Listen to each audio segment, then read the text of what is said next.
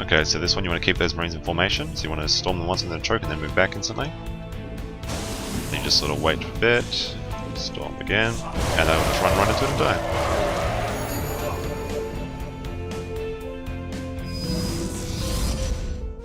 Okay, so the Infestor, you want to start moving your eggs in at the little gap where there's the Marines. And you sort of just work your way in. You need to have at least 50 energy left at the end to kill the tanks.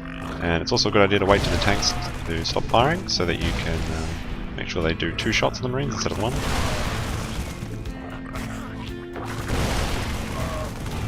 There we go, and I'm just going to wait till that one's killed, and I'm going to use 2 eggs, on 1 on each tank, so the tanks will kill each other, about half health, and then the Infested Trains will finish the job. And you're inside the minimum range, and that's how you do it.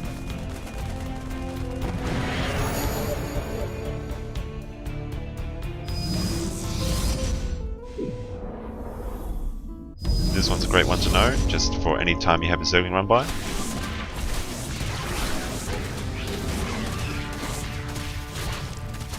The Zerglings try and get into the cannon, but they can't because of the way that you position your probes. The probes have no egg while they're doing that. You just sort of make a force field. This one's pretty useful. You can actually use it on the other races as well. You can use it on drones and queens, bunkers and SCVs, and it's really, really useful if you just have. You can see you can just defend your entire run with 1 cannon.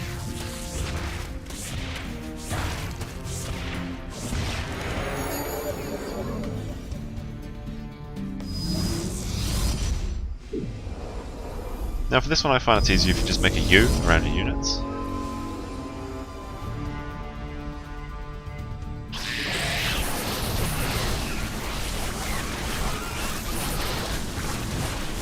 There we go, and then you can just let your units do the rest.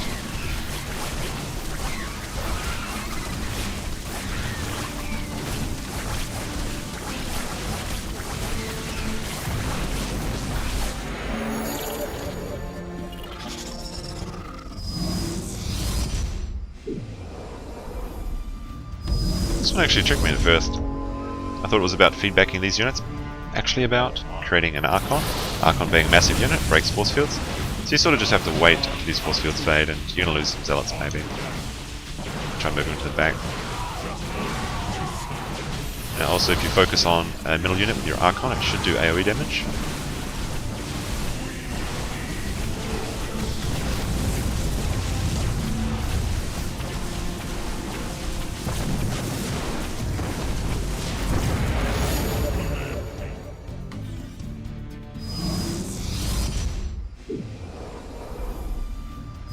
The trick with this one is that each Infestor will be able to fungal twice, but you're going to have leftover energy. So you can actually launch out 4 Infested Terran eggs, but you want to keep those Zealots together. And when you've done that, you can actually use these Infestors as a wall.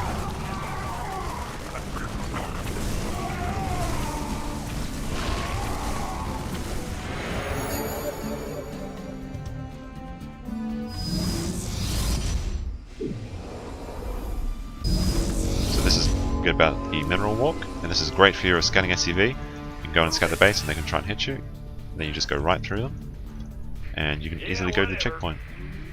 So another really useful one to know.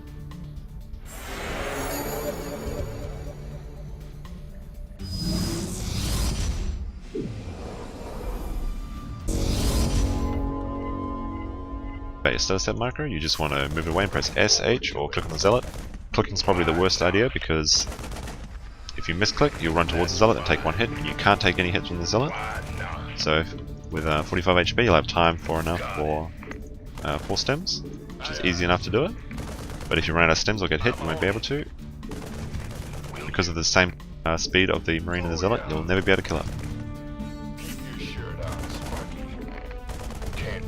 So a lot of this is just patience for these challenges.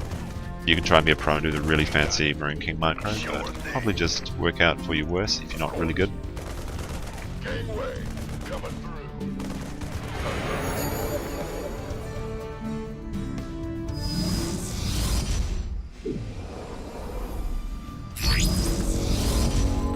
This one's a really easy one. You just want to charge up on the pylon. You can see 1 beam, 2 beam, and 3 beams. So now it's fully charged. Just focus on that missile turret and it'll kill it automatically.